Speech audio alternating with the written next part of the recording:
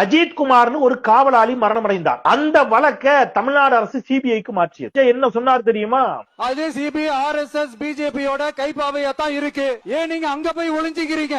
ஏன்னா தமிழக வெற்றி கழகம் டிவிகே சார்பா நீதிமன்றத்தோட நேரடி கண்காணிப்புல ஒரு சிறப்பு புலனாய்வு குழு விசாரணை அமைக்கணும்னு ரொம்ப ஸ்ட்ராங்கா கேட்டிருக்கோம். அந்த பயத்துல நீங்க ஒன்றியத்தோட ஆட்சிக்கு பின்னாடி நீங்க போய் ஒளிஞ்சுக்கிறதுக்கு காரணம். போன மாசம் தானே சார் பேசுனீங்க, இவ்வளவு தூரத்துக்கு வாய் கிழிஞ்சுத.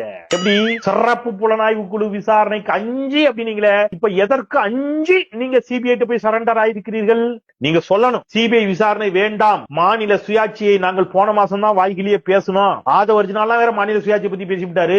அண்ணா இருந்தா அழுதே செத்துருப்பாரு. நீ எல்லாம் மாநில சுயாட்சியை பேசி கேட்க வேண்டிய நிலைமையாடான்னு கேட்டுப்பாரு அண்ணா. அப்ப ஒரிஜினல் மாநில சுயாட்சியை பத்தி பேசினாரு. எங்க தலைவர் விஜய்க்கு வேற நாங்க அதை எழுதி கொடுத்தோம். அவரும் மனப்பாடம் பண்ணிட்டு வந்து மாநில சுயாட்சி எல்லாம் பேசிட்டு போயிட்டாரு. சிபிஐக்கு நாங்க எதிரி, சிபிஐ என்றாலே பாஜக ஆர்எஸ்எஸ் கைப்பாவை என்று நாங்கள் சொல்லி இருக்கிறோம். சிபிஐ விசாரணையை நீங்க கேட்டீங்கன்னா அது என்ன ஆகும் அப்படின்னு நீங்க என்ன செய்யணும்? பேசணும். சோத்துல துளியூண்டு டாடா சால்ட் போட்டு பேசுறவங்களா சாப்பிடறவங்களா இருந்தா இதெல்லாம் கேட்கணும். டாடா சால்ட்டா என்ன சால்ட்?